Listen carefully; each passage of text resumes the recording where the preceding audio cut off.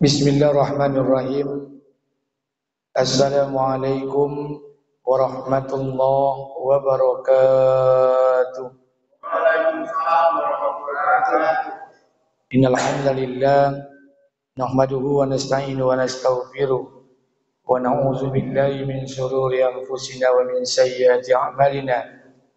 Asyhadu an la ilaha illallah wa asyhadu anna Muhammadan 'abduhu wa rasuluh. Faqala Allah Ta'ala fi kitabihil karim, a'udzu billahi samil alim minas syaitonir rajim. Bismillahirrahmanirrahim. Ya ayyuhan nasu u'budu rabbakumul ladzi khalaqakum wal ladzina min qablikum la'allakum tattaqun. Wa qala an-nabi sallallahu alaihi wasallam, an Utsman radhiyallahu anhu, an-nabi sallallahu alaihi wasallam, khairukum man ta'allama al-Qur'ana wa 'allamahu. Shadaqallahu azim wa sadaqallahu ala nabiyil karim. Syukur kepada Allah, bersalawat kepada Rasulullah dengan mengucapkan alhamdulillahi rabbil alamin pada Ramadan yang ke-19. Allah Subhanahu wa taala mudah-mudahan senantiasa terima amal-amal kita dan ampunkan semua dosa-dosa kita. Amin. Salawat beriring salam tidak lupa pula kita sampaikan pada junjungan alam Nabi besar Muhammad sallallahu alaihi wasallam. Allahumma salli ala sayyidina wa nabiyyina wa habibina wa safiina wa zuhrina wa maulana Muhammad wa ala ali Muhammad. Jemaah yang dimuliakan Allah, kita lanjutkan kajian kita. Karena minggu yang lalu saya berhalangan untuk datang ke masjid ini. Kita lanjutkan kajian kita Qasasul Anbiya, kisah para nabi. Nabi yang sudah kita bahas Nabi Nuh alaihissalam. Hari ini kita akan membahas Nabi Ulul Azmi yang kedua, yaitu Ibrahim alaihissalam. Nabi Ibrahim ini adalah nabi kedua dari Nabi Ulul Azmi, atau nabi yang keenam dari urutan 25 nabi. Tidak ada satupun nabi di muka bumi ini. 124.000 nabi, 313 orang rasul, 25 nabi yang wajib diimani. Tidak ada satupun nabi yang namanya disandingkan dengan Rasulullah, yang salawatnya ditumpangkan kepada salawat Rasulullah, kecuali Nabi Ibrahim alaihissalam. Asyhadu an la ilaha illallah wa asyhadu anna Muhammad Rasulullah. Allahumma salli ala Sayyidina Muhammad wa ala ali Muhammad kama sallaita ala Ibrahim wa ala ali Ibrahim. Ada apa dengan Nabi Ibrahim alaihissalam? Ibrahim ini jalur nasabnya sampai kepada Nabi Adam alaihissalam. Jadi jalur genealoginya sampai kepada Nabi Adam alaihissalam. Sekedar mengingatkan sejarah. Adam punya anak 40 orang. Di antara 40 orang tadi, salah satu nama anaknya adalah Sis alaihissalam. Sis punya anak Anusi. Anusi punya anak Qainan. Qainan punya anak Mihlail. Mihlail punya anak Yarid. Yarid punya anak Idris alaihissalam. Idris punya keturunan Mutasalli. Mutasalli punya anak namanya Lami. Lami punya anak namanya Nuh alaihissalam. Nuh punya 4 orang anak, Sam, Ham, Yafid, Kan'an. Kan'an dihancurkan oleh Allah. Tinggal 3 orang anaknya, Sam, Ham, dan Yafid. Dari keturunan Sam lahirlah Arfaksad. Dari Arfa punya anak Salih. Salih punya anak Abil. Abil punya anak Falik. Falik punya anak Ra'u. Ra'u punya anak Sarud. Dari Sarud ini lahirlah anak Nahur. Dari Nahur ini lahir anak Azar, atau disebut dengan nama Tarah, atau disebut dengan nama Tarih. Azar, Tarah, Tarih ini punya anak namanya Ibrahim alaihissalam. Maka dikatakan Ibrahim bin Tarah, bin Nahur, bin Sarud, bin Ra'u, bin Abir, bin Falik, bin Saleh, bin Arfa, bin Sam, bin Nuh, bin Lami, bin Mutasalli, bin Idris, bin Yarid, bin Mihlail, bin Qainan, bin Anusi, bin Sis alaihissalam, bin Adam alaihissalam. Coba ulang, Pak. Jalur Adam ini jalur Ibrahim langsung tersambung dengan Nabi Adam alaihissalam. Ibrahim ini diturunkan di daerah Ur. Ur ini daerah Irak Selatan, Mesopotamia. Ada yang mengatakan kanan, ada yang mengatakan Damaskus. Ibrahim diturunkan Allah di tengah-tengah orang sedang bermaksiat kepada Allah. Apa maksiat yang dilakukan oleh kaum Ibrahim? Satu, menyembah patung dan berhala. Yang kedua, menyembah bulan dan bintang. Yang ketiga, menyembah raja dan penguasa. Maka diturunkanlah Ibrahim alaihissalam di tengah-tengah kaumnya. Untuk apa? Mengajak kaumnya untuk bisa taat kepada Allah. Diturunkanlah Ibrahim alaihissalam. Ibrahim ini banyak gelar, banyak nama yang dinisbatkan kepada Ibrahim. Pertama, Ibrahim ini diberikan gelar Khalilullah, kekasih Allah. Yang kedua, Ibrahim ini diberikan gelar Abul Anbiya, bapaknya para nabi. Kenapa dikatakan bapaknya para nabi? Karena nabi setelah Ibrahim, itu seluruh nabi yang turun setelah Ibrahim, itu lahir dari anak cucu keturunan Ibrahim. Makanya Ibrahim itu dikatakan Abul Anbiya, bapaknya para nabi. Generasi sesudah Ibrahim, seluruh nabi yang turun setelah Ibrahim dijadikan Allah sebagai nabi dan rasulnya, berasal dari keturunan Ibrahim. Apa betul Pak Ustaz? Betul.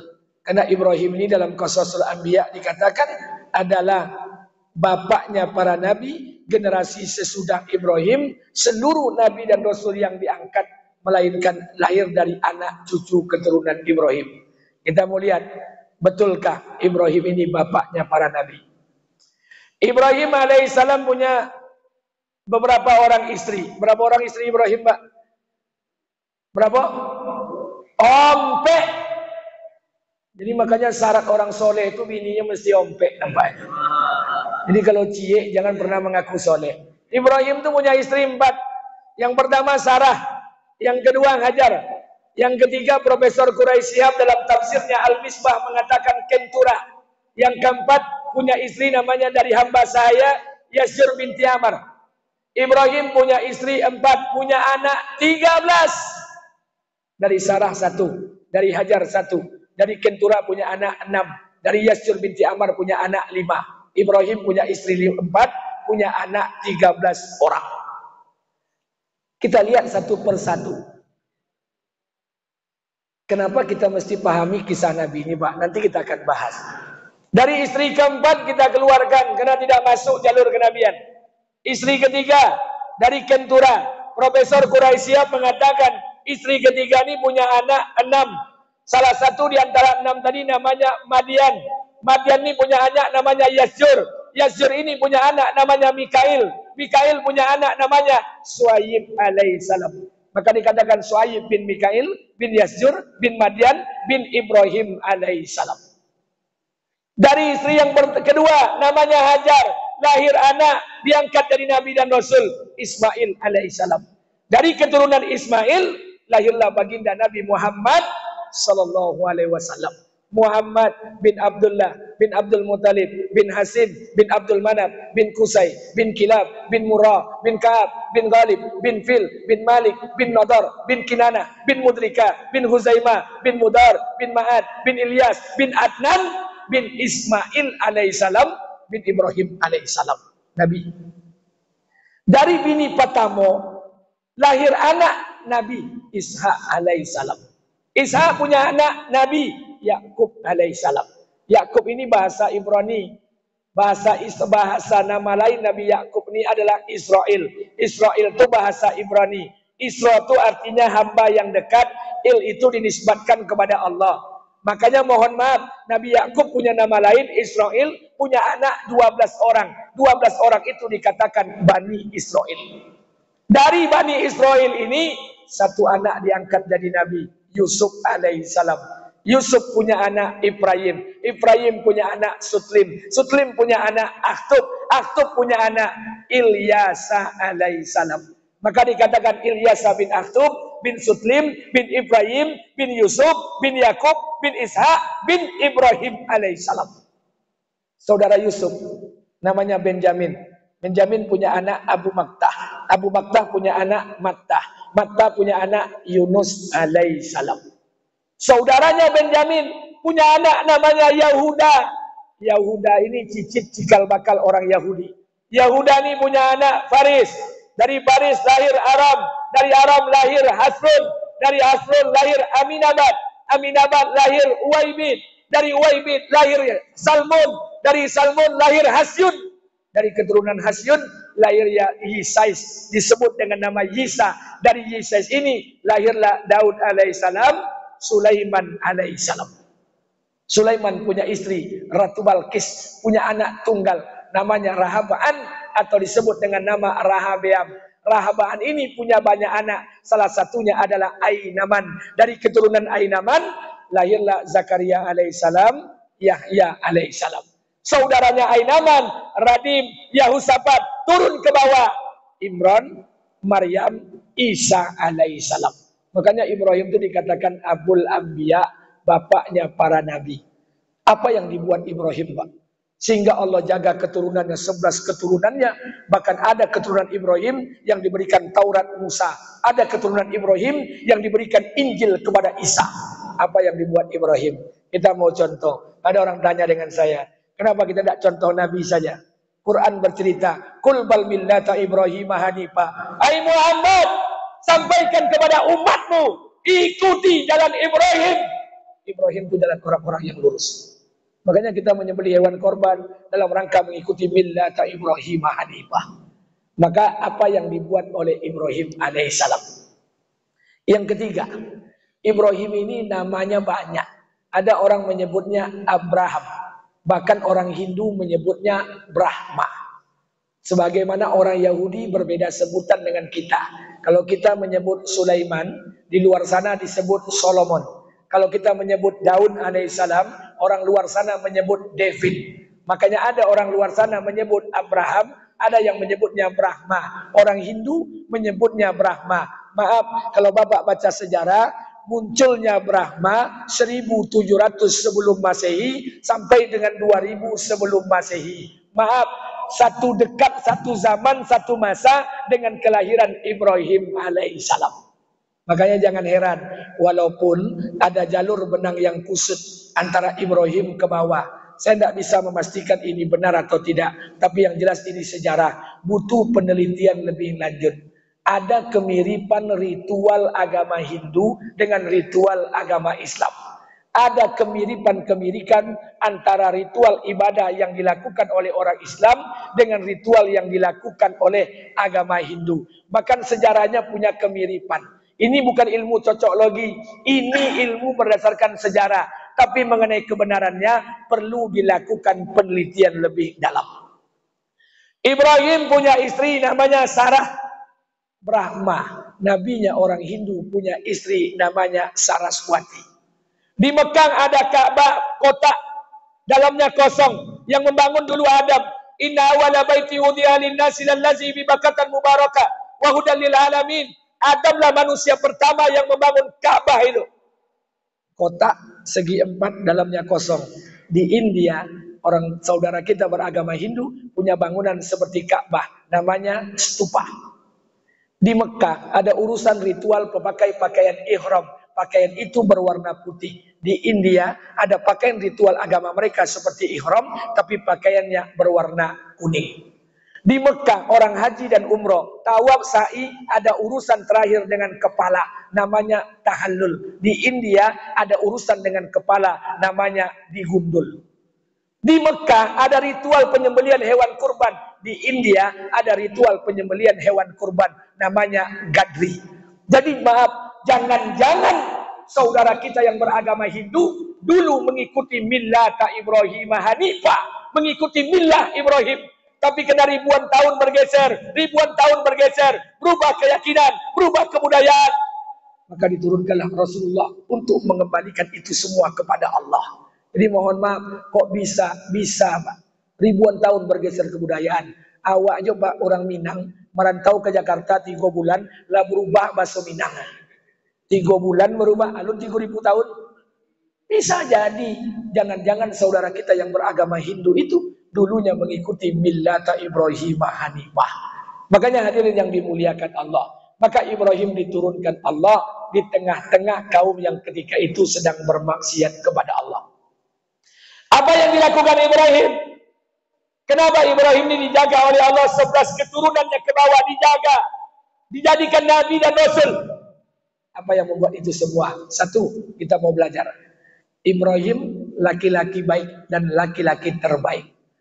Ibrahim memastikan dirinya ini baik dan memastikan istri-istrinya menjadi wanita terbaik. Jadi untuk melahirkan keturunan yang baik, Bapak pastikan diri Bapak menjadi orang yang baik, pastikan istri kita juga menjadi istri yang terbaik. Jadikan kita ini suami yang soleh, jadikan istri kita ini istri-istri yang soleha. Maka nanti akan lahir keturunan-keturunan terbaik. Pastikan dulu. Hari ini ada suaminya yang baik, rajin ke masjid, tapi istrinya tak baik. Ada yang istri rajin ke masjid, tapi suaminya tak baik. Maka pastikan yang pertama, langkah pertama, jadikan diri kita ini orang yang baik, dan jadikan istri kita ini menjadi istri yang terbaik. Ajak mereka, dekatkan diri kita dengan Allah.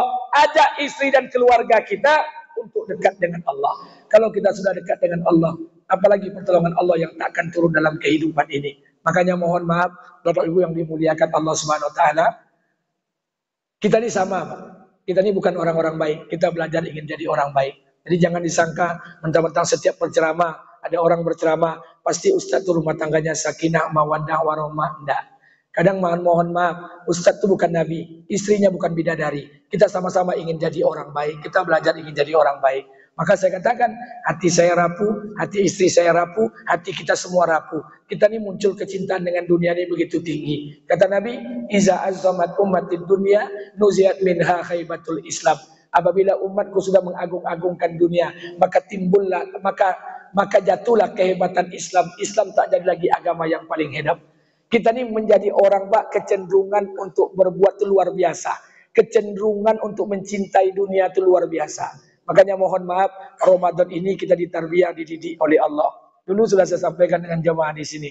Biasanya, Pak, menjelang hari raya, sesudah hari raya Idul Fitri, itu biasanya saya jalan-jalan dengan istri saya. Lebaran pertama saya ke rumah ayah, mak, bapak saya. Lebaran kedua ke rumah adik-beradik mertua saya, adik-beradik ayah saya, paman, bibi, tante. Lebaran ketiga itu jatah teman-teman saya. Biasanya seperti itu rutenya sebelum Corona 2017. Tapi semenjak itu saya lagi untuk ke depan, saya tak akan jalan-jalan lagi ke rumah teman saya. Kenapa? Apalagi bawa istri saya. Kenapa? Karena riskan. Saya ini, hati saya ini rapuh. Hati istri saya ini rapuh. 2017 saya ditelepon oleh teman saya. Kebetulan salah satu pejabat eselon 2 di Provinsi Riau. Apa dia bilang? Assalamualaikum Ustaz, Waalaikumsalam. Nanti siang datang ke rumah saya, makan ajak istri, ajak anak. Oke lah, saya datang. Lebaran ketiga. Waktu saya datang, la ilaha illallah. Umur saya hari ini 41 tahun, Pak. Belum pernah saya melihat rumah sebesar itu. Halaman pekarangan rumahnya sebesar itu belum pernah. Berapa luas pekarangannya? 4.230 meter persegi. Coba bayangkan lewat luas tanah rumahnya. Tidak sama, jangan bayangkan rumah kita, Pak. Kita ini Perumnas. Kalau Perumnas itu kelompok perumahan Olun Lunas. Tidak usah sombong. Masuk saya ke rumah beliau, pagarnya tidak pakai sekutu. Batu ada kitchen set, belakang kitchen set ada bartender, di belakang bartender ada meja biliar, di samping meja biliar ada room karaoke, samping room karaoke ada kolam renang ukuran 20 kali 25. Orang kaya. Istri saya biasa, saya pun biasa saja. Sudah selesai acara itu, kami pulang naik mobil. Pas istri saya naik mobil pulang, apa kata bini ambo? Bang, bonto itu gue rumah tuh, atau mulai. Makanya bini awak aku mengeceknya kadang tak pakai utak gitu. Laki orang pejabat, laki kau tukang. Makanya terkadang kita lupa bersyukur dengan nikmat yang Allah berikan kepada kita hanya gara-gara melihat nikmat yang Allah berikan pada orang lain. Makanya belajarlah kita untuk bersyukur. Ramadan ini diciptakan Allah, dididik untuk itu. Sebentar lagi 10-11 hari lagi kita akan meninggalkan Ramadan, kita akan masuk 1 Syawal. Saya ingin sampaikan, kalau Bapak tak habiskan masa di masjid untuk beribadah kepada Allah, maka hati kita akan gelisah ketika berada di luar masjid. Sekali lagi, saya ingatkan kepada kita bersama, jadikan di sisa-sisa Ramadan ini sebagai Ramadan yang terbaik buat kita bersama. Tak usah minta yang macam-macam, Mbak. Tak usah minta yang aneh-aneh. Satu saja minta. Mintalah ampunan kepada Allah. Kalau Allah berikan ampunan kita di Ramadan tahun ini, demi Allah, keberkahan demi keberkahan akan datang dalam kehidupan ini. Mudah-mudahan ini berkah buat kita bersama. Lebih dan kurang saya mohon maaf. Subhanakallah wa bihamdika. Asyhadu an la ilaha illa anta. Astaghfiruka wa atubu ilaih. Assalamualaikum warahmatullahi wabarakatuh.